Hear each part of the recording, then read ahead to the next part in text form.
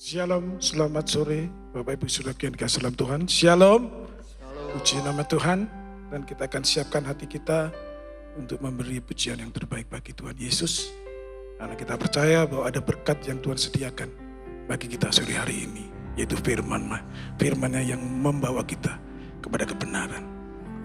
Terima kasih Tuhan, kami datang kepadamu, menyerahkan segala perkara dalam tangan Tuhan. Juga menyerahkan hati kami kepada Tuhan. Karena kami ingin berikan yang terbaik bagi Engkau. Kami percaya Tuhan, sore hari ini firman-Mu akan membawa kebaikan bagi setiap kami. Terima kasih Tuhan. Kami mulai ibadah sore ini dalam satu nama Tuhan Yesus Kristus. Haleluya. Amin. Pujian bagi Tuhan Yesus dan hormat, kemuliaan dan kuasa. Haleluya.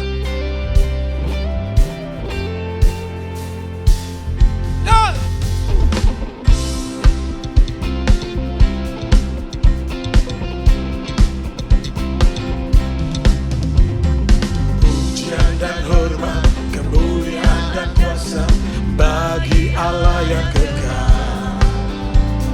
Dan segala bangsa, ciptaan semesta sujud di hadapan-Mu.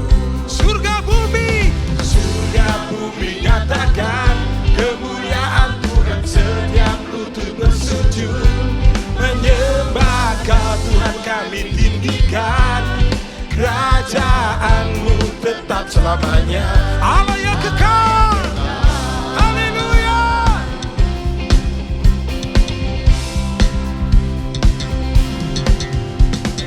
Pujian dan hormat, kemuliaan dan kuasa bagi Allah yang kekal. Dan segala bangsa, ciptaan semesta sujud di hadapan-Mu. Surga bumi nyatakan kemuliaan Tuhan. Setiap lutut bersujud menyembah Kau Tuhan, kami tinggikan. Kerajaan-Mu tetap selamanya, Allah yang kekal. Haleluya. Katakan, kerajaan-Mu berkuasa di bumi. Puji Allah yang kekal. Sebab perbuatan-Mu ajaib dan besar. Puji Allah yang kekal. Surga bumi kemuliaan Tuhan. Setiap lutut bersujud menyembah Kau Tuhan, kami tinggikan. Kerajaan-Mu tetap selamanya, Allah yang kekal. Haleluya. Pujian dan hormat, kemuliaan dan kuasa bagi Allah yang kekal. Dan segala bangsa, ciptaan semesta sujud di hadapan-Mu. Surga bumi nyatakan kemuliaan Tuhan. Setiap lutut bersujud menyembah kami tinggikan. Kerajaan-Mu tetap selamanya, Allah yang kekal. Haleluya. Semua serukan, kerajaan-Mu berkuasa di bumi. Puji Allah yang kekal. Sebab perbuatan-Mu ajaib dan besar. Puji Allah. Surga bumi nyatakan kemuliaan Tuhan. Setiap lutut bersujud menyembah kami tinggikan. Kerajaan-Mu tetap selamanya, Allah yang kekal. Haleluya. Semua katakan kerajaan-Mu. Kerajaan-Mu berkuasa di bumi. Puji Allah yang kekal. Sebab perbuatan-Mu ajaib dan besar. Haleluya. Puji Allah yang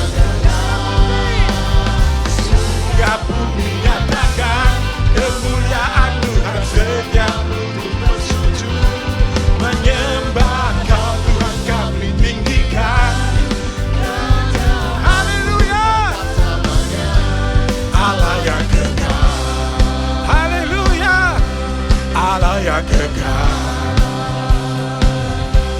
Allah yang kekal. Ya, kerajaanmu berkuasa di bumi. Ya, puji Allah yang kekal. Haleluya.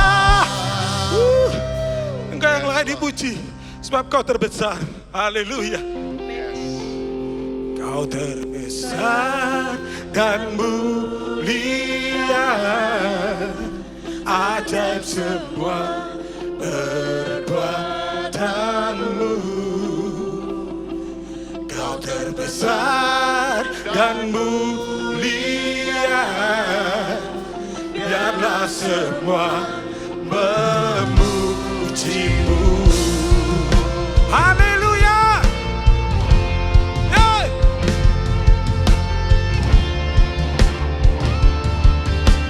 Hey. Woo. Hey. Haleluya.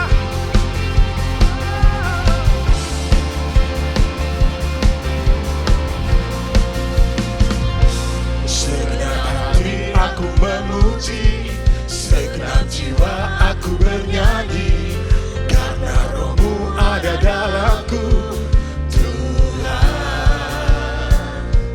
Ku angkat tanganku memuji, ku angkat suara dan bernyanyi, karena rohmu ada dalamku, Tuhan.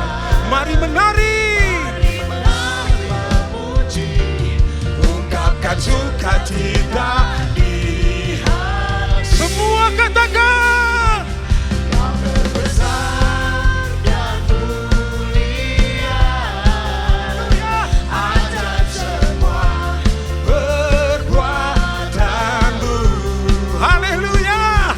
Kau terbesar dan mulia, biarlah semua memujimu.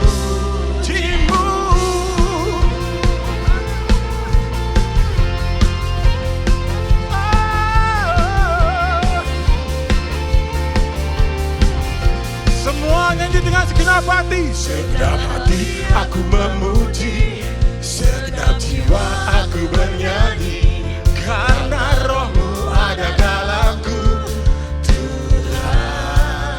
Ku angkat tanganku memuji, ku angkat suara, karena rohmu ada dalamku, Tuhan. Mari menari, mari menari memuji, ungkapkan sukacita di hati. Semua katakan, Engkau terbesar dan mulia, ajaib semua perbuatanmu. Kau terbesar, kau terbesar dan mulia, biarlah semua memujimu. Kita nyanyikan sekali lagi dengan lebih bersemangat bagi Tuhan Yesus. Haleluya. Kau terbesar Tuhan. Segenap hati aku memuji, segenap jiwa aku bernyanyi, karena rohmu ada dalamku, Tuhan. Oh, ku angkat tangan memuji, ku angkat suara, karena rohmu ada dalamku, Tuhan.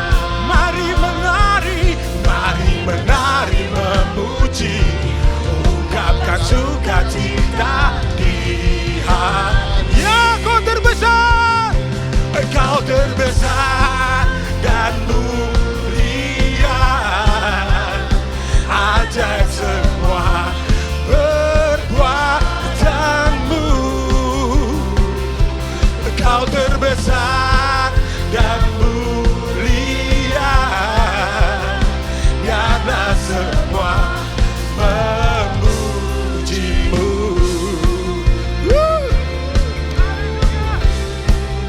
Haleluya.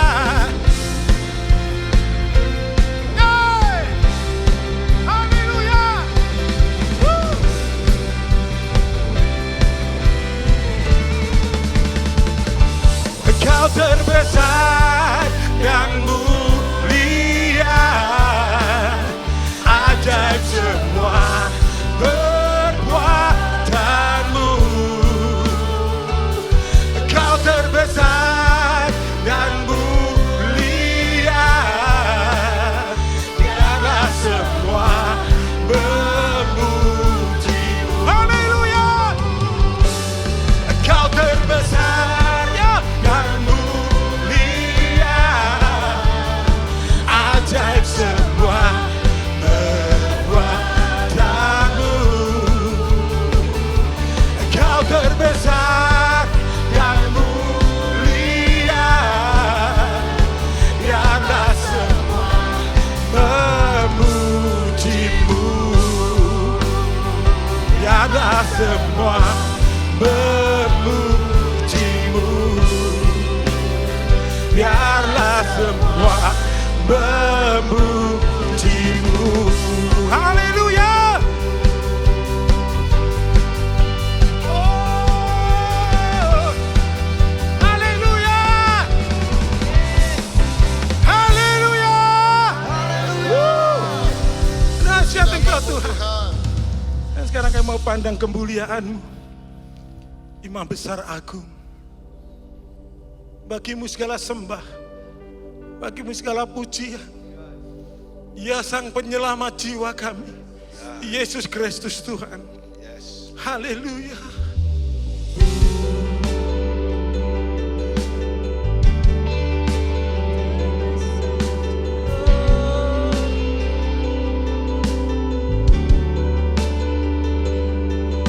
Ku pandang kemuliaan-Mu,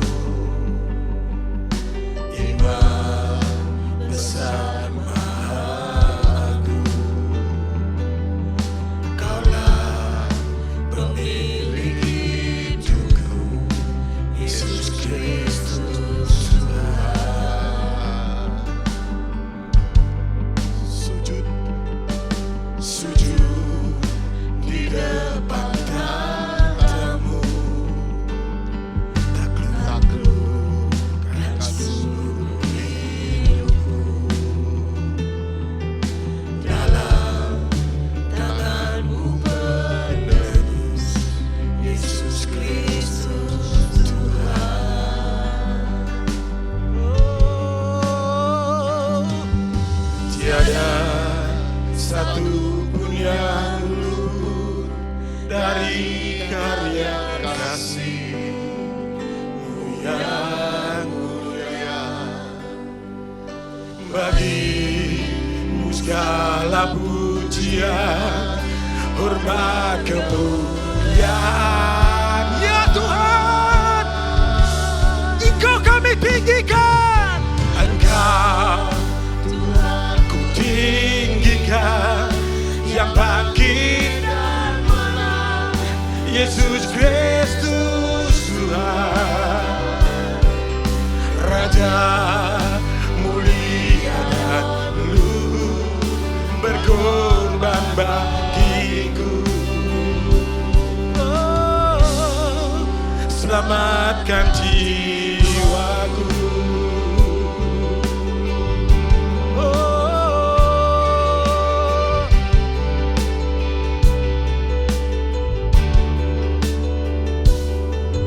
Ku pandang kemuliaan-Mu,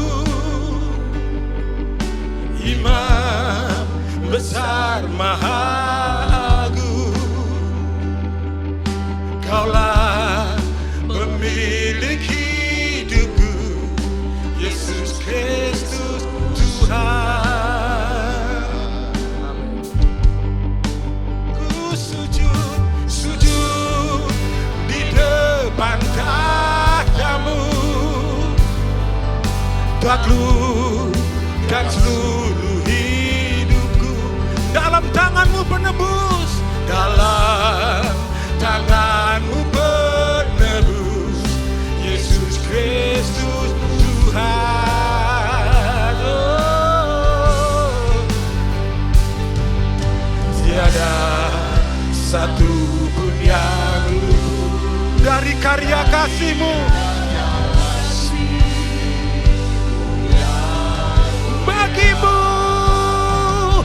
Bagimu segala pujian, hormat kemuliaan.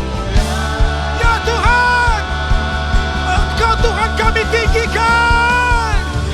Engkau Tuhan ku tinggikan, yang bangkit dan menang, Yesus Kristus Tuhan. Oh Raja mulia dan luluh, maka jiwaku memuja-Mu, maka jiwaku memuja, menyembah Sang Raja, Yesus Kristus Tuhan. Kekal sempurna kuasa-Mu, agunglah karya-Mu. Engkau Tuhan ku tinggikan, Engkau Tuhan ku tinggikan, yang bangkit dan menang, Yesus Kristus Tuhan. Raja mulia,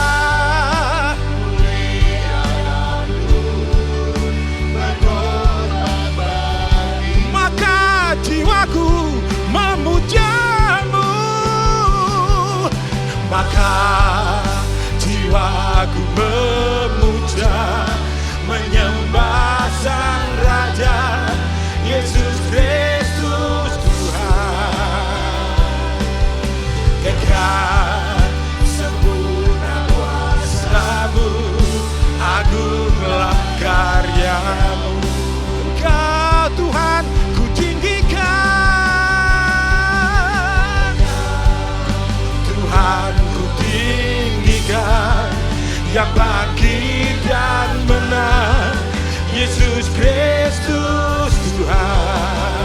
Raja mulia, mulia dan luluh, berkorban bagi-Mu, maka jiwaku memuja-Mu, jiwaku memuja, menyembah Sang Raja, Yesus Kristus Tuhan. Oh, kekal sempurna kuasa-Mu, agunglah karya-Mu. Oh, Yesus Kristus Tuhan. Oh,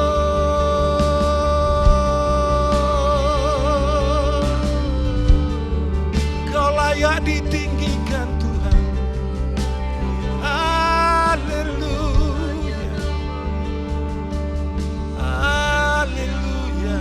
Tiada satupun yang luput dari pantauan-Mu.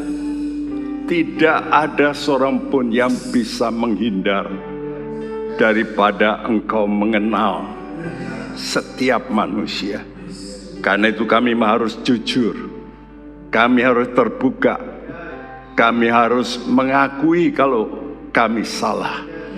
Kuduskan hati kami. Tuhan, terus berbicara supaya gereja-Mu adalah gereja yang bisa berkenan di hadapan Tuhan. Terima kasih, terima kasih, terima kasih buat segala pujian yang sudah disampaikan oleh tim Praise and Worship. Berkati mereka semuanya. Terima kasih. Kami sambut firman-Mu dalam nama Tuhan Yesus. Amin. Shalom. Jumpa kembali dalam PA mengenai suku awas rasa tidak puas. Ya, kenapa suku? Karena rasa tidak puas ini berbahaya. Itu seperti penyakit yang disebabkan oleh karena virus menular, ya, apalagi saat COVID kita tahu ya orang memegang handle ataupun keran air, itu pun berbahaya. Ya, demikian juga ada rasa tidak puas secara rohani. Ini menular. Dan kita sudah belajar bahwa akar masalah dari semuanya itu adalah kesombongan. Disebabkan oleh karena manusia ditipu oleh setan. Kalau kamu makan buah ini, kamu akan menjadi serupa dengan Allah. Oh, mulai timbul rasa tidak puas tentang dirinya, ingin menjadi seperti Allah, maka mereka terjebak dalam dosa. Ya, saudaraku, seperti juga penyakit, kadang-kadang bisa bermutasi. Setelah delta, A, B, delta, ya, penyakit yang kita baru alami sego pandemi, ya, saudaraku, maka terus berubah menjadi Omikron dan sebagainya. Demikian juga dosa sombong. Dosa sombong ini lalu bermutasi menjadi dosa iri hati. Dan iri hati inilah sumber rasa tidak puas. Saya kok tidak seperti dia.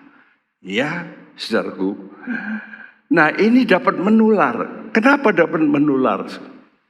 Segala perkara secara rohani itu menular, itu melalui spirit. Dan waktu orang berkata-kata, rasa puas, rasa tidak puas, dua-duanya itu umumnya dinyatakan dalam perkataan. Nah, kalau rasa tidak puas ini mulai keluar dari mulut, maka perkataan itu adalah spirit dan itu menular mengenai orang yang mendengar dan dia bisa terprovokasi. Nah, saudara, oleh karena itu dosa kesombongan ini perlu dibereskan dulu. Kuncinya di situ. Dosa kesombongan ini perlu dituntaskan, ya. Kalau tidak, maka lahir yang berikut. Dosa yang berikut, yaitu dosa iri hati. Dan saya mulai memperhatikan di dalam Alkitab, dosa iri hati ini, wah, ini sangat menular, dan menularnya bukan pada orang-orang biasa. Pemimpin-pemimpin khususnya yang menjadi incaran dari iblis supaya hancur. Kalau pemimpin bisa dihancurkan, maka anak buah juga bisa terganggu. Nah, kita tahu dosa Adam dan Hawa itu adalah kesombongan. Oleh karena sombong, kenapa saya dicipta seperti ini? Oh, mengapa tidak boleh makan buah pengetahuan baik dan jahat, supaya kami tidak boleh menjadi seperti Allah, tidak puas. Dan oleh karena dasar itulah, maka mereka lalu melanggar perintah Tuhan. Nah, setelah kita membaca tentang dosa Adam dan Hawa, maka anaknya timbul dosa yang disebut iri hati. Iri hati itu berarti kita tidak suka orang lain diberkati atau dipakai lebih daripada diri kita. Apalagi kalau itu orang yang lebih baru. Ya, biasanya begitu. Maka yang senior ini timbul. Kenapa saya mulai tidak dipakai lagi? Nah, jadi ada post power syndrome. Dan itu menimbulkan iri hati. Dan kita tahu dosa iri hati itu sangat erat hubungannya dengan dosa mementingkan diri sendiri atau dosa egoisme. Dan inilah yang menyebabkan dunia kita ini rusak. Semua perkara pertengkaran, bahkan juga peperangan, itu juga dari situ. Yang lain kenapa bisa maju negaranya? Yang lain kenapa kelompoknya bisa maju? Ya, lalu mulai timbul cemburu, iri hati. Itu karena berakar dari yaitu kesombongan diri, ego.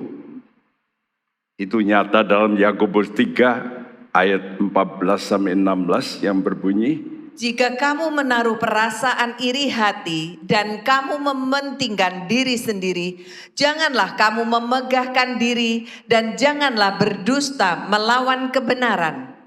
Itu bukanlah hikmat yang datang dari atas, tetapi dari dunia, dari nafsu manusia, dari setan-setan. Sebab di mana ada iri hati dan mementingkan diri sendiri, di situ ada kekacauan dan segala macam perbuatan jahat. ya, di mana ada iri hati, mementingkan diri sendiri, maka mulai timbul kekacauan dan segala macam perbuatan jahat. Saudaraku, segala macam.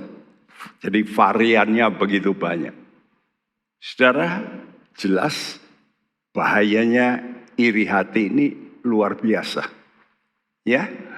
Dan dikatakan Tuhan, itu bukan hikmat yang datang dari atas, dari Allah, tapi dari dunia. Dunia. Kenapa dikatakan dunia? Coba, waktu Tuhan Yesus digoda oleh setan, dia ditunjukkan dunia. Apa? Kemuliaan dunia. Jadi kalau kita melihat orang lain dimuliakan lebih dari kita, maka mulai timbul cemburu. Ya, kalau yang staf lebih bawah itu bisa dihargai oleh pimpinan, maka staf yang di atas,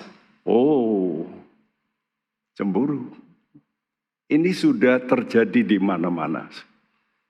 Karena itu biasanya orang-orang yang disenangi oleh pimpinan itu biasa dimusuhi. Begitu juga orang yang disenangi oleh Tuhan. Itu pasti juga dimusuhi. Nah, itu dari dunia. Ya, karena dunia ini memberikan kemuliaan yang nyata. Nah, kata Tuhan, ini hikmat dari dunia, hikmat jasmania. Lalu apa? Dari nafsu manusia. Jadi jangan disalahkan setan saja. Jelas, saudaraku, kesalahan itu ada dalam diri manusia. Nafsu. Nafsu rakus, nafsu ingin menjadi nomor satu, ya. Kita bernafsu macam-macam, nafsu najis, nafsu seks, saudaraku, merebut ya suami orang lain atau istri orang lain, ini karena nafsu, ya, karena rasa tidak puas. Nah, dan di balik itu semua itu dari setan. Jadi kalau kita melihat ini dari dunia, nafsu setan. Setan sudah dikalahkan di atas Kalvari. Ya, di Golgota. Tapi nafsu ini nempel dalam tubuh kita. Karena tubuh kita ini tubuh dosa. Karena itu setan memakai dua hal ini, yaitu dunia, ya, dan bujukannya menggerakkan nafsu manusia ini supaya manusia ini terjebak. Nah, dosa Adam yang melekat pada semua manusia itu disebabkan karena roh manusia sudah kena kejangkitan virus yaitu iri hati. Ya, sayang bahasa Indonesia terjemahnya agak beda. Ya, bahasa Indonesia kadang-kadang bisa membuat kita berpikir itu roh Allah yang membuat kita itu cemburuan. Ya, tapi kalau kita baca ini, saya ambil dari Modern King James, berkata, do you think that the scripture says in faith, the spirit that dwells in us yearns to envy. Ya, coba dibacakan bahasa Indonesianya. Apakah kamu menyangka bahwa kitab suci tanpa alasan berkata, roh yang diam di dalam kita menginginkan iri hati? Roh yang diam dalam kita menginginkan iri hati. Nah, coba saya bacakan dari Alkitab ini, yang namanya Indonesian Modern Bible. Ya, ayat 5. Apakah kamu berpikir bahwa kitab suci dengan tanpa tujuan mengatakan roh yang tinggal dalam kita menginginkan kita dengan kecemburuan. Jadi memang roh manusia setelah jatuh dalam dosa itu memang ada penyakit ini. Jadi jangan kita berkata, oh kalau saya enggak cemburu. Saya berkata nonsens. Karena ini perkataan Tuhan. Semua manusia punya roh yang negatif ini, cemburu. Karena manusia jatuh ke dalam dosa. Ya. Karena itu saudaraku, kita mesti sadar ini bahwa diri kita ini telah jatuh ke dalam dosa. Ya. Nah, karena jatuh ke dalam dosa, rasa tidak puas dari Kain itu karena iri hati melihat persembahan adiknya Habel diterima Tuhan dan persembahannya tidak. Ada guru-guru sekolah minggu yang salah kaprah berkata Kain itu mempersembahkan buah-buahan, tapi diberikan buah-buahan yang sudah busuk. Masa toh? Ini salah, Kain tidak mungkin memberikan buah-buahan yang busuk. Tapi apa bedanya persembahan Kain dan Habel? Persembahan Habel itu domba. Domba berarti mesti dipotong, keluar darah. Kenapa? Karena Habel ini ingin setelah dia mempersembahkan domba ini, tentu dikuliti ya. Nah, kulitnya ini untuk dipakai sebagai pakaian, mengganti pakaiannya, ya, yang dulu diberikan oleh ayah ibunya. Kita tahu waktu Adam dan Hawa berdosa, maka siapa yang memberikan pakaian ini? Tuhan sendiri, bukan orang lain. Tuhan sendiri. Dan ini berarti Tuhan sudah memberikan suatu sinyal tentang dirinya sebagai anak domba Allah yang harus dikorbankan. Nah, oleh karena itu dalam surat Ibrani bahwa Habel itu mempersembahkan dengan iman. Iman bahwa perlu hubungan dengan Tuhan itu perlu melalui korban. Mari kita baca Kejadian 4 ayat 3 sampai 5. Setelah beberapa waktu lamanya, maka Kain mempersembahkan sebagian dari hasil tanah itu kepada Tuhan sebagai korban persembahan. Habel juga mempersembahkan korban persembahan dari anak sulung kambing dombanya, yakni lemak-lemaknya. Maka Tuhan mengindahkan Habel dan korban persembahannya itu. Tetapi Kain dan korban persembahannya tidak diindahkannya. Lalu hati Kain menjadi sangat panas dan mukanya muram. Iya, Tuhan mengindahkan Habel. Mengapa Tuhan mengindahkan Habel? Karena Habel mempersembahkan korban dengan iman. Bahwa perlu, dia ini perlu mengganti pakaian. Ya, untuk menutupi ketelanjangannya. Nah, seperti apa yang Tuhan katakan bahwa kita ini harus dibaharui dan terus menerus dibaharui. Tidak sekali waktu kita terima Yesus, kita ini dibaharui, diampuni. Tapi kita mesti terus menerus. Karena itu pertobatan itu mesti terus menerus. Jangan dulu bertobat. Tapi sekarang pun kita mesti membersihkan. Ini kita mesti hubungan dengan Tuhan dengan hati yang baru, hati yang baru, hati yang bertobat. Nah, ini yang Tuhan berkenan.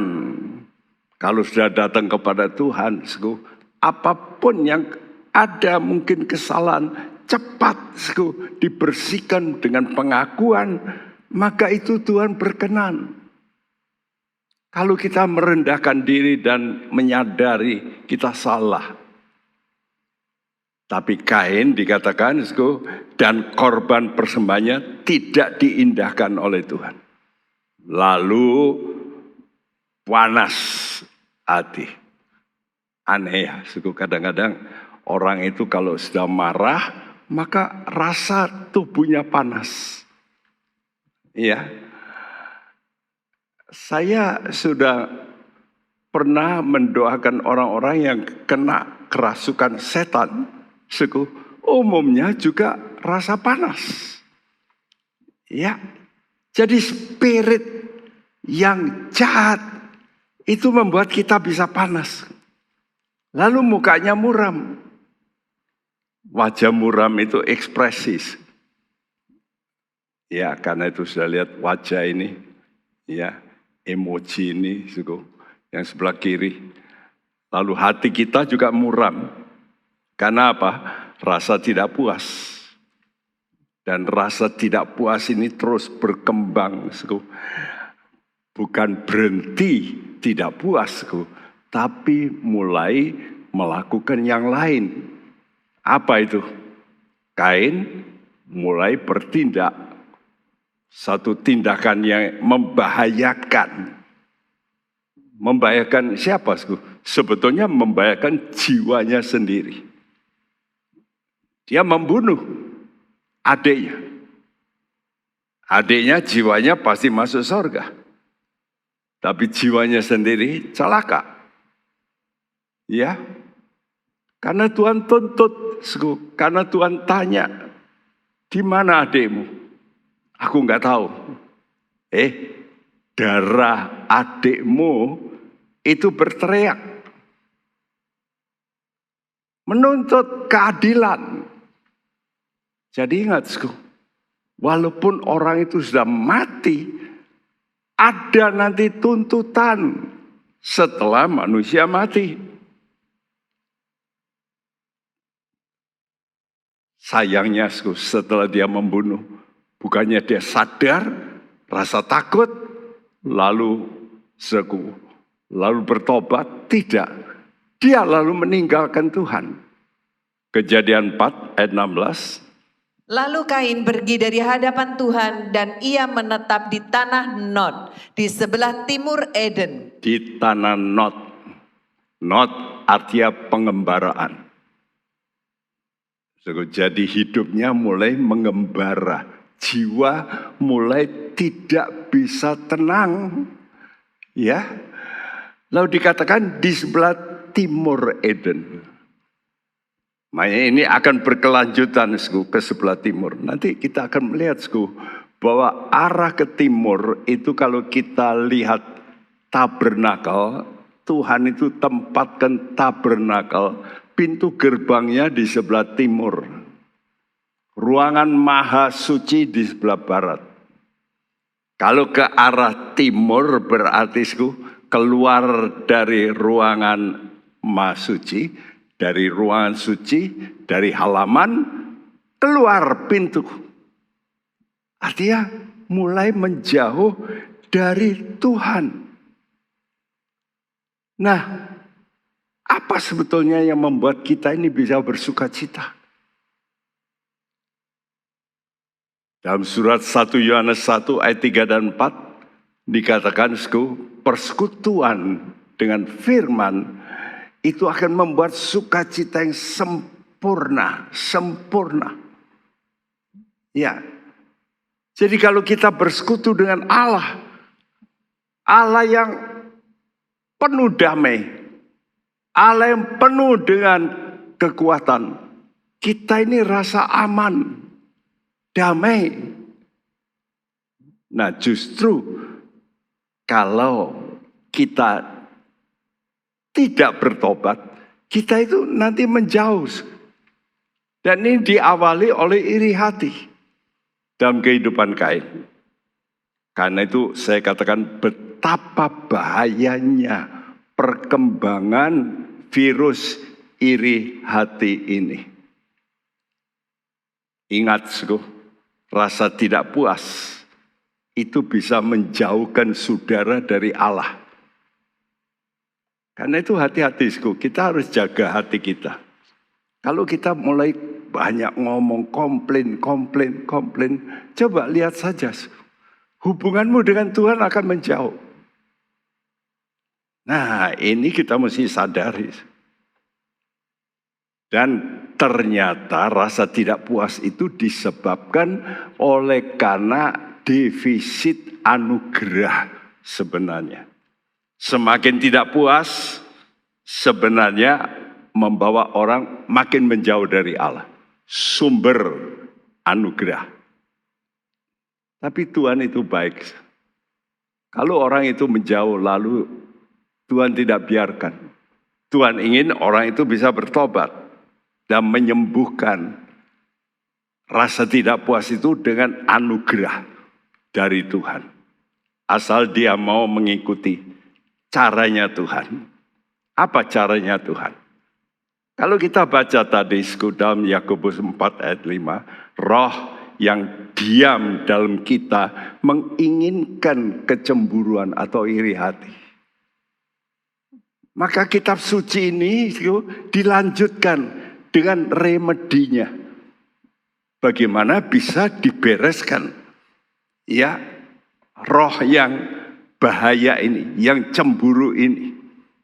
Karena itu dalam Yakobus 4 ayat 6 melanjutkan Yakobus 4 ayat 5 berbunyi, tetapi kasih karunia yang dianugerahkannya kepada kita lebih besar daripada itu. Karena itu ia katakan, Allah menentang orang yang congkak, tetapi memberikan anugerah kepada orang yang rendah hati. Ya, Alkitab bahasa Indonesia saudara lebih baik saudara ganti ya. Yakobus 4 ayat 5 itu kata-kata yang sangat berbeda.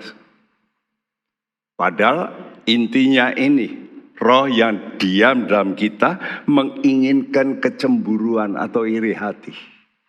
Tetapi, nah kata tetapi ini artinya sebaliknya. Bagaimana mengatasi iri hati itu? Ya, kata tetapi menunjukkan jalan keluar dari spirit iri hati ini. Apa jalan keluarnya? Anugerah Allah. Dikatakan di situ, ia memberikan anugerah ya kepada orang yang rendah hati. Kasih karunia, anugerah yang dianugerahkan kepada kita lebih besar. Lebih besar dari apa? dari iri hati. Ya, karena itu caranya bagaimana? Caranya ini. Ya, berikutnya dikatakan Yakobus 4 ayat 7 sampai 10. Karena itu tunduklah kepada Allah dan lawanlah iblis, maka ia akan lari daripadamu. Mendekatlah kepada Allah dan ia akan mendekat kepadamu. Tahirkanlah tanganmu, hai kamu orang-orang berdosa, dan sucikanlah hatimu, hai kamu yang mendua hati.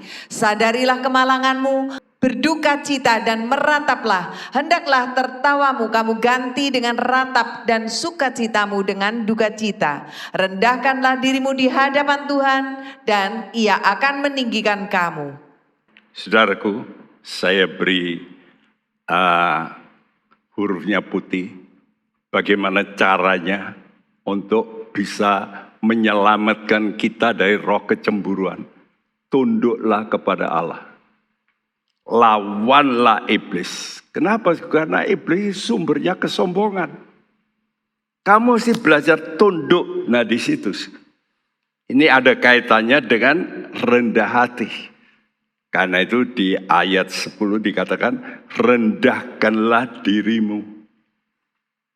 Tapi bagaimana kita bisa merendahkan diri? Mesti lebih dulu mendekat pada Tuhan.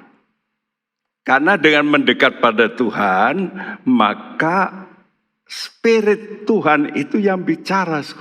Supaya kita ini sadar, insaf. Karena pekerjaan roh itu menginsafkan. Dan untuk bisa manusia insaf, biasanya mesti lewat satu hal. Di sini katakan, sadarlah kemalanganmu. Jadi Tuhan ini tahu cara menundukkan hati manusia. Dengan apa?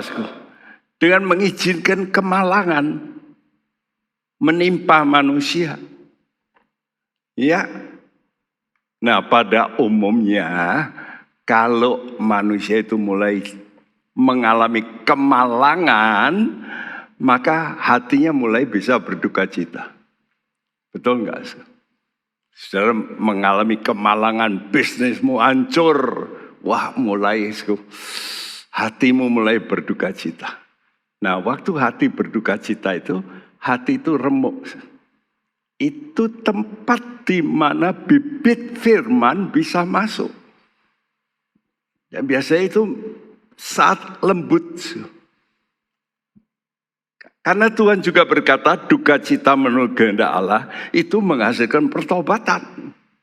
2 Korintus 7 ayat 10. Jadi dengan adanya pertobatan berarti pembalikan pikiran, pembalikan hati. Sehingga orang mulai mencari pertolongan Tuhan. Nah itulah yang dikatakan tadi, mendekat pada Allah. Dan mulai mau merendahkan diri. Prakteknya, kalau orang sedang mengalami sakit penyakit, yang dokter berkata, hands up, tidak bisa kami tolong. Biasanya manusia itu cari alternatif. Alternatifnya kepada Tuhan, atau obat alternatif. Atau cara alternatif ke dukun, pakai minum air, iya toh? Nah, saudaraku, jadi kalau kita sudah mentok, bahasa Jawa berkata mentok, jadi kita ini sudah nggak bisa. Orang itu mulai mencari yang lebih berkuasa dari dokter. Siapa? Tuhan mestinya. Tapi iblis juga bisa. Tapi nanti sudah dicengkeram. Ya, karena itu kita perlu menengadah. Nah inilah cara Tuhan menghajar manusia ini dengan kemalangan ini. Ini yang kita baca dalam praktek, yaitu terhadap seorang pimpinan yang bernama Miriam. Kita tahu Miriam ini kakaknya Musa. Dan dia yang justru dulu umurnya dengan Musa mungkin beda paling tidak 12 tahun minimal. Karena waktu itu Miriam itu yang berada dekat sungai, dia yang berkata kepada putri Firaun, ya, bolehkah aku memanggil penyusuh untuk anak ini? Dan dia panggil ibunya. Karena itu dia merasa, saya ini yang menolong kamu. Ya, kamu ini jangan main-main. Kalau nggak ada saya, nggak ada kamu. Nah kan gitu ya. Biasanya orang itu kalau sudah dilampaui posisinya oleh orang yang lebih bawah, dan orang yang lebih bawah ini itu lebih senior, pernah menolong, dia akan merasa gak enak gitu. Kenapa saya mesti di bawah? Nah inilah yang kita lihat, ini penyakitnya pemimpin-pemimpin rohani. Agama apa saja, termasuk agama Kristen, saudaraku. Jadi ini untuk yang berikutnya saya bicara tentang yaitu rasa tidak puas dari pemimpin rohani. Ini bahaya dan ini dialami oleh Miriam. Bilangan 12 ayat 1 dan 2. Miriam serta Harun mengatai Musa berkenaan dengan perempuan Kus yang diambilnya, sebab memang ia telah mengambil seorang perempuan Kus. Kata mereka, sungguhkah Tuhan berfirman dengan perantaraan Musa saja? Bukankah dengan perantaraan kita juga ia berfirman? Dan kedengaranlah hal itu kepada Tuhan. Ya, saya tuliskan penyakit iri hati tidak kenal jabatan tinggi apapun. Jabatan rohani, wah dia punya jabatan tinggi, pasti rohaninya hebat. Belum tentu. Dan penyakit iri hati ini juga bisa kena, menular kepada orang-orang hebat. Di sini katakan Miriam serta Harun. Jadi aneh, Harun ini ya, ditulis belakangan. Berarti Miriam ini yang gara-gara ini tentunya. Ya, penyakit iri hati ini tidak kenal jabatan. Tapi bersyukur Musa ini orang yang penuh kasih. Dan Tuhan memakai Musa yang luar biasa ini untuk menolong ya orang-orang yang perlu ditolong, yang mau sadar. Celakanya kalau orang sudah ditolong oleh Musa tapi tidak sadar, tidak mau, ya itu risiko ditanggung. Jadi menghadapi kata-kata agitasi, provokasi, yang sebetulnya Musa bisa marah. Ya, kenapa kamu iri hati? Karena aku dipilih oleh Tuhan. Dia kan bisa berkata begitu. Tapi dia tidak mengucapkan itu. Nah ini kita mesti belajar dari kelemah lembutan Musa. Karena itu bilangan 12 ayat 3 berkata, adapun Musa ialah seorang yang sangat lembut hatinya, lebih dari setiap manusia yang di atas muka bumi. Luar biasa. Seorang pemimpin yang memimpin 2-3 juta manusia. Kalau ada gereja terbesar, gerejanya Musa. Di dalam Kisah Rasul dikatakan the church in the wilderness. Gereja di padang gurun. Luar biasa.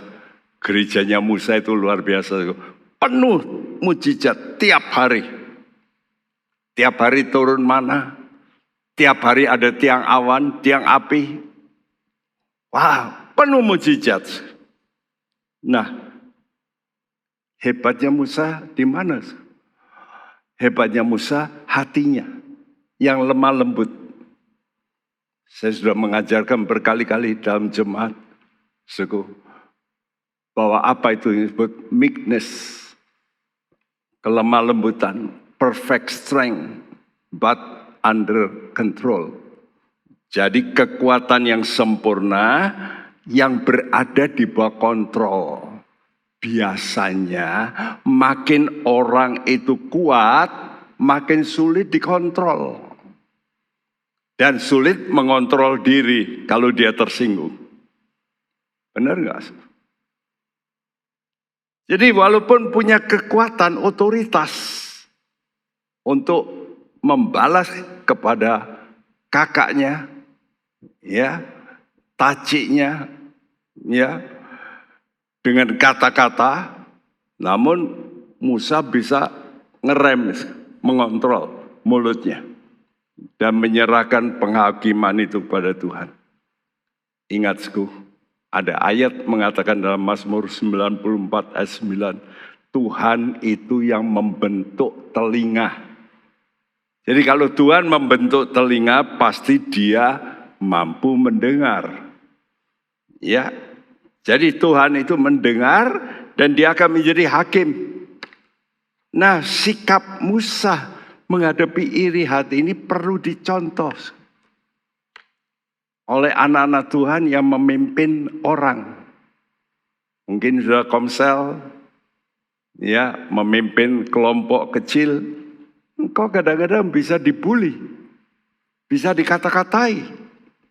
Sebagus apapun, sehebat apapun, pasti dikata-katai. Hebatnya Musa ini kan hebat. Laut dibelah dengan tongkatnya. Mestinya semua orang takut, tapi tidak itu buktinya. Malah yang tidak takut ini malah kakaknya Harun dan Miriam. Ya. Jadi Musa ini luar biasa. Oleh hati yang lembut itu dia bisa menahan supaya virus yang sudah dikeluarkan dari mulut Harun dan Miriam ini jangan sampai melebar, merusak lebih jauh. Karena itu dia mendengar kata-kata ini, dia tidak lalu bertengkar, lalu semua jemaat mendengar, Musa bertengkar sama ini, Miriam. Wah, jadi berita. Tidak. Coba kita baca apa yang dilakukan oleh Musa, ya. Bilangan 12 ayat 4-10. Lalu berfirmanlah Tuhan dengan tiba-tiba kepada Musa, Harun, dan Miriam. Keluarlah kamu bertiga ke kemah pertemuan. Maka keluarlah mereka bertiga. Lalu turunlah Tuhan dalam tiang awan dan berdiri di pintu kemah itu. Lalu memanggil Harun dan Miriam. Maka tampillah mereka keduanya. Lalu berfirmanlah ia, dengarlah firmanku ini, jika di antara kamu ada seorang nabi, maka aku, Tuhan, menyatakan diriku kepadanya dalam penglihatan. Aku berbicara dengan dia dalam mimpi. Bukan demikian hambaku Musa, seorang yang setia dalam segenap rumahku. Berhadap-hadapan aku berbicara dengan dia, terus terang, bukan dengan teka-teki, dan ia memandang rupa Tuhan. Mengapakah kamu tidak takut mengatai hambaku Musa? Sebab itu bangkitlah murka Tuhan terhadap mereka. Lalu pergilah ia. Dan ketika awan telah naik dari atas kemah, maka tampaklah Miriam kena kusta, putih seperti salju. Ketika Harun berpaling kepada Miriam, maka dilihatnya bahwa dia kena kusta. Ya, Musa hati yang lembut menyerahkan masalahnya pada Tuhan sebagai hakim. Apa yang terjadi lalu Tuhan bicara.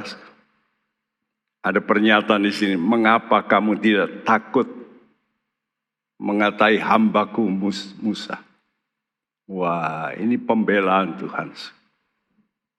Karena itu marilah kalau kita mengalami hal-hal seperti itu, lebih baik kita belajar diam. Dan itu dicontohkan oleh Musa, oleh Tuhan Yesus, Allah yang menjadi manusia. Dia seperti domba yang keluh, tidak berbicara sepatah kata pun. Lalu diserahkan pada hakim itu, Tuhan. Lalu dikatakan bangkitlah murka Tuhan terhadap mereka. Lalu ditinggal. Nah risikonya kalau murka, itu kata murka itu Tuhan ini marah besar ya. Lalu apa yang terjadi? Miriam kena kusta. Kenapa tidak Harun? Nah di sini kita tahu rupanya yang menjadi ya pemula itu bukan Harun, tapi Miriam. Ya mungkin karena dia merasa dulu ini kamu ini aku tolong. Masa kamu yang jadi top leader? Nah, kami ini apa? Padahal kamu dulu aku tolong. Ya, karena itu Tuhan itu sebagai hakim yang adil. Dia ingin mendisiplin keduanya. Ya, dan ketidakpuasan Miriam itu menular kepada Harun, bukan? Saya pastikan Miriam pasti ngomel-ngomel. Ya, dan dari kata-kata provokasi itu Harun kena. Dan ini saya katakan, ini loh awalnya kenapa nanti terjadi pemberontakan oleh Korah setelah peristiwa ini. Karena ini dituliskan dalam bilangan 12. Pemberontakan Korah itu dalam bilangan 16. Jadi contoh pemimpin yang tidak baik itu bisa mempengaruhi pemimpin lain. Saya ulangi, contoh pemimpin yang tidak baik itu akan mempengaruhi pemimpin yang lain. Cuma waktu itu Korah, ya, tapi spirit itu sudah mendarat, lalu mengendap dalam hati Korah. Tunggu waktunya meletus.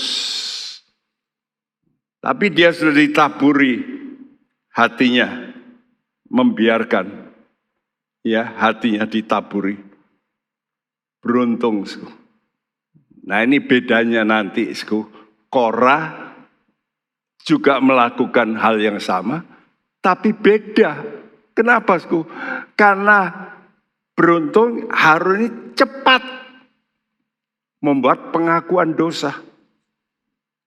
Satu tanda bahwa Harun dan Miriam mau merendahkan diri. Tadi kita sudah baca dalam Yakobus 4 ayat 6. Allah melawan orang sombong tetapi mengaruniakan anugerah kepada orang yang rendah hatinya. Bilangan 12 ayat 11 dan 12. Lalu kata Harun kepada Musa, "Ah Tuanku, janganlah kiranya timpakan kepada kami dosa ini yang kami perbuat dalam kebodohan kami. Janganlah kiranya dibiarkan dia sebagai anak gugur yang pada waktu keluar dari kandungan ibunya sudah setengah busuk dagingnya." Ya, satu pengakuan yang hebat.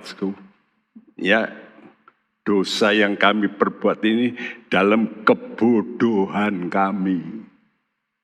Jadi melakukan perbuatan yang apa? Yang bodoh. Jelas. Ini satu pengakuan yang baik. Nah, ingat Tuhan itu baik. Tuhan menghajar Miriam supaya maksudnya dipulihkan, bukan untuk hancur. Ya. Kita lihat dulu zaman, mungkin sekarang masih dilakukan oleh guru-guru untuk mendisiplin anak yang terlambat atau tidak buat PR, disuruh ke sudut lalu berdiri. Ya. Sekarang ini kan tanpa dipukul. Saya masih ingat dulu Saya kena pukul sama ibu guru karena kuku saya ini tiap Senin diperiksa. Lalu ada hitam sedikit, lalu pakai mistar. Dar, waduh. Kalau sekarang begitu, wah lapor polisi. Gurunya kena. Ya. Tapi celakanya sekarang ini seolah-olah ini hak asasi ini luar biasa. Nah diajar kenapa Karena rasa tidak puas ini bisa mempengaruhi kelompok yang lebih besar. Yaitu perjalanan umat Tuhan. Dan ini ternyata memang begitu yang terjadi dengan Miriam dan umat Israel. Bilangan 12 ayat 13-14. Lalu berserulah Musa kepada Tuhan, "Ya Allah, sembuhkanlah kiranya dia." Kemudian berfirmanlah Tuhan kepada Musa, "Sekiranya ayahnya meludahi mukanya, tidakkah ia mendapat malu selama 7 hari? Biarlah dia selama 7 hari dikucilkan keluar tempat perkemahan, kemudian bolehlah ia diterima kembali." Ya, ada waktu hajaran. Tuhan itu menghajar, dia memberikan waktu. Ya, supaya betul-betul pertobatan itu sejati. Nah, Musa yang diprovokasi tidak bersuka cita waktu Miriam kena kusta. Nah, syukur kamu ngata-ngatai aku dan istriku kena kamu. Enggak. Kenapa dia tidak lakukan itu? Karena lembut hatinya. Ini harus kita miliki. Dan Tuhan itu siap mengampuni. Siap. Asal mau mengakui. Seperti yang dilakukan oleh Harun. Tadi apa Harun katakan? Kami ini bodoh. Nah, satu pengakuan yang bagus sekali. Ya. Jadi Tuhan itu siap mengampuni orang yang mengakui dosanya. Tapi ingat dosa diampuni, kesalahan itu diperhitungkan oleh Tuhan.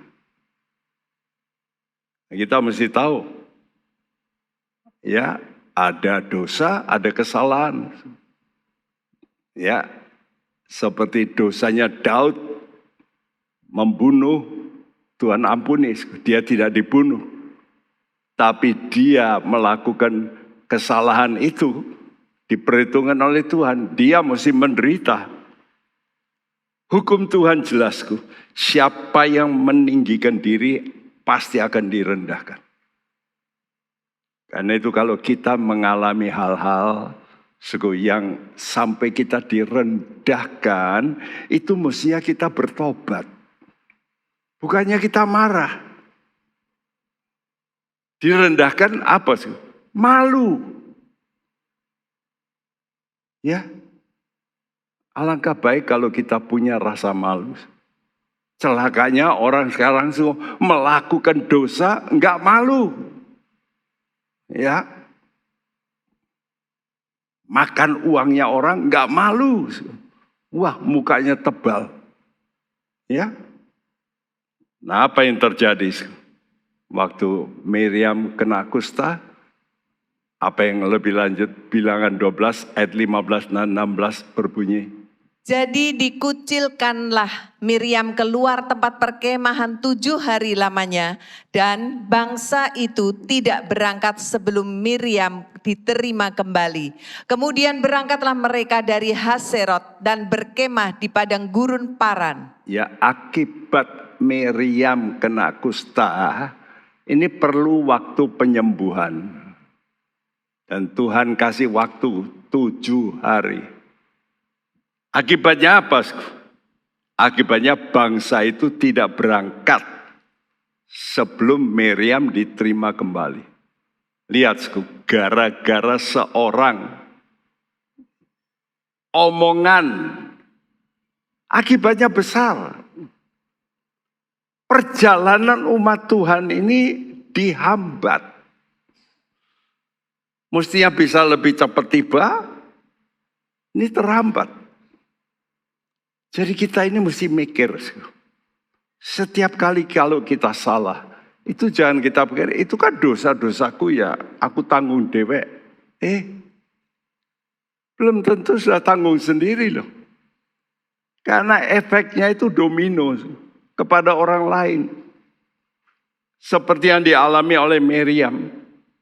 Nanti dosa ini mengakibatkan, di sini jelas katakan berhenti 7 hari.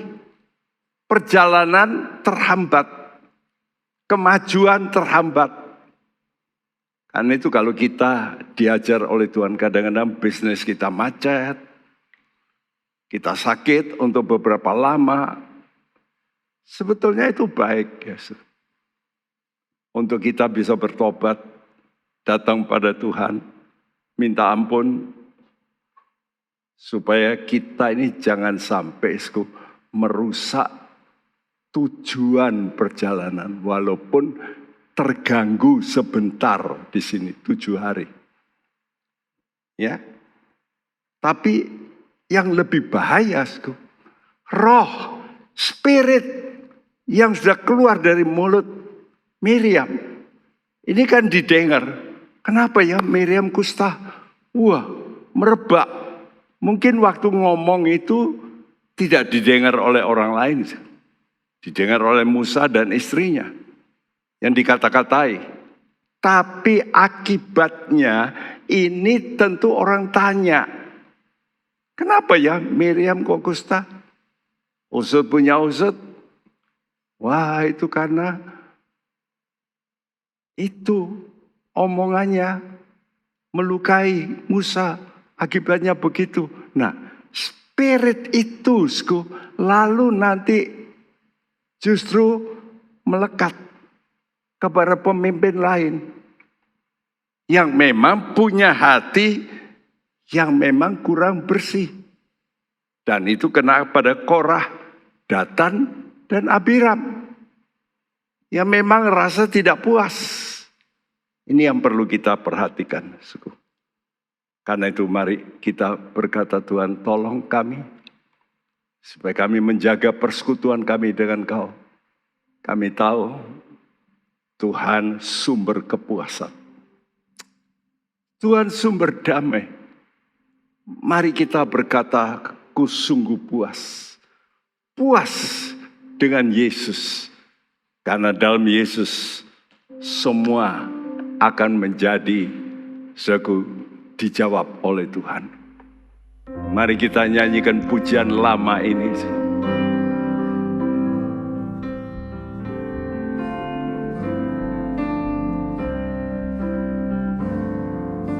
Ku sungguh puas, puas dengan Yesus. Ku sungguh puas, puas dengan Dia. Keperluan dicukupkan. Puji Tuhan, ku puas, ku sungguh puas, puas dengan Dia. Ku sungguh puas, puas dengan Yesus. Ku sungguh puas, puas dengan Dia. Keperluan Dia cukupkan. Puji Tuhan, ku puas, ku sungguh puas, puas dengan Dia. Saudaraku, Yesus adalah jawaban segala-galanya. Apa saja, hatimu akan merasakan damai. Kenapa? Karena Yesus itu kebenaran. Di mana ada kebenaran, di situ akan tumbuh damai sejahtera. Dan itu membuat kita puas. Mari kita mau berdiri bersama-sama. Nyanyikan pujian ini dengan tempo foxtrot. Ku sungguh puas, puas dengan Yesus. Ku sungguh puas, puas dengan Dia. Keperluan Dia cukupkan. Puji Tuhan, ku puas, ku sungguh puas, puas dengan Dia. Ku sungguh puas, puas dengan Yesus. Ku sungguh puas, puas dengan Dia. Keperluan Dia cukupkan. Puji Tuhan, ku puas, ku sungguh puas, puas dengan Dia. Jikalau Anda dalam hidupmu ada rasa tidak puas, mari datang kepada Tuhan. Rendahkan hatimu, supaya engkau mengalami yang disebut kepuasan yang sejati. Hati adalah segala-galanya. Penting sekali kita jaga. Mari kita nyanyikan dengan sungguh-sungguh. Ya Tuhan, terima kasih Tuhan. Ku sungguh puas, puas dengan Yesus. Ku sungguh puas, puas dengan Dia. Keperluan Dia cukupkan. Puji Tuhan, ku puas, ku sungguh puas, puas dengan Dia. Oh, ku sungguh puas, puas dengan Yesus. Ku sungguh puas, puas dengan Dia. Keperluan Dia cukupkan. Puji Tuhan, ku puas, ku sungguh puas, puas dengan Dia. Ku sungguh puas, puas dengan Dia. Mari kita mau berdoa. Mungkin di antara saudara ada hari-hari di mana sudah merasakan hancur, sakit penyakit, masalah. Mari kita datang merendahkan diri. Mari kita mau berkata, Tuhan, ampuni kami. Perbuatan bodoh pasti ada. Kami mau teliti. Kami mau bertobat. Kami mohon belas kasihan-Mu. Karena Engkau Tuhan yang baik, Tuhan yang melihat hati kami, Tuhan yang memperhatikan mulut kami. Kami mau mengubah cara kami berkata-kata, karena kami tahu Tuhan hidup dan mati terletak dalam ucapan kami. Oh Tuhan, ampunilah kami, sucikan mulut kami, bersihkan pikiran kami, biar kami Tuhan berserah pada Engkau. Bukan jabatan yang menentukan, tapi hati yang menentukan. Hati yang rendah, hati yang setia, itu Engkau hormati. Nanti satu kali kami boleh melihat dan kami tercengang Tuhan.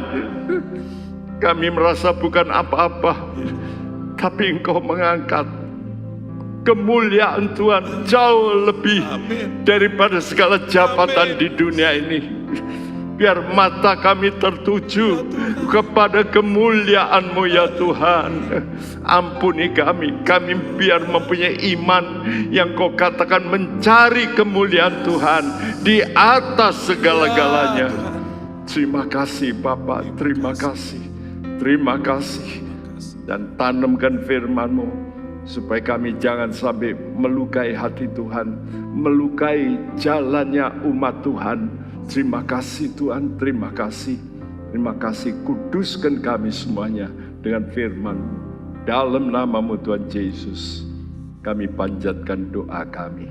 Dan siapa yang percaya dan mengasihi Tuhan berkata bersama, sungguh sekarang mau datang pada Tuhan, kami mohon berkat-Mu Tuhan. Dan saudaraku, terimalah berkat daripada Allah Bapa kita.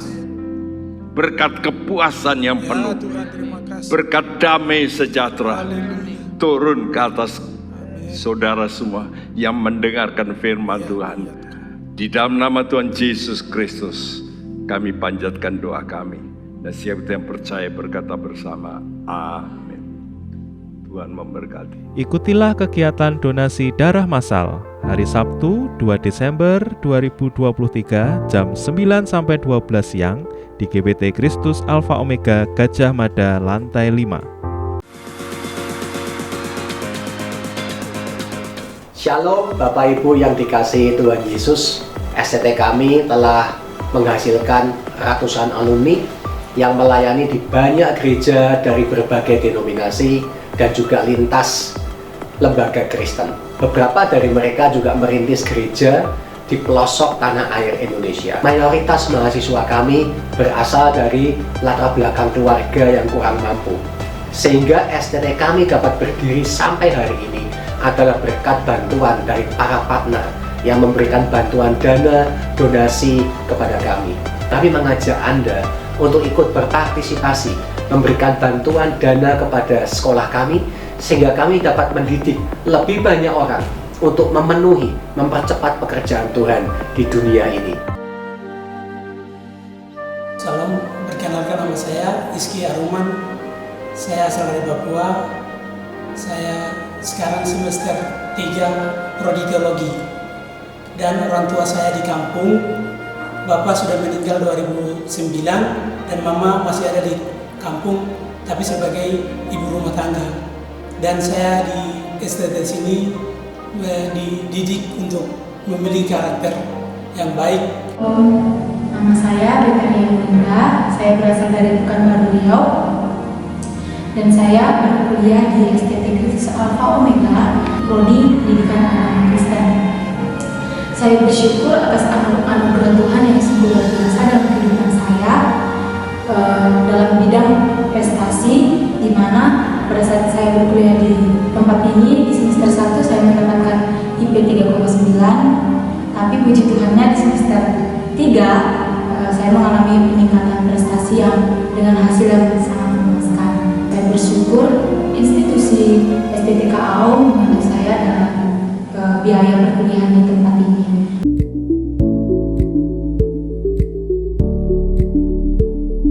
Kami membutuhkan dukungan Bapak Ibu dalam bentuk doa, daya, dan dana. Bagi Bapak Ibu yang ingin mendukung dalam dana dapat disalurkan melalui rekening BCA di 009 3000 100 atas nama YAYPK Kristus Alfa Omega.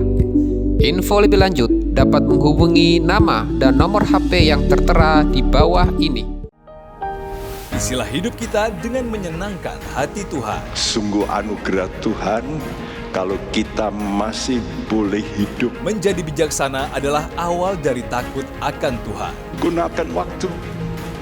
Mari kita takut akan Tuhan. Bergabunglah dengan Pendeta Timotius Subekti dalam program Suara Alfa Omega. Hanya di Live Channel. Penyaluran kolekte maupun persembahan lainnya dapat dilakukan melalui transfer ke nomor rekening gereja dengan nomor 009 707 2071 atas nama Megawati dan Lee Irwande atau dengan scan QR Code berikut ini.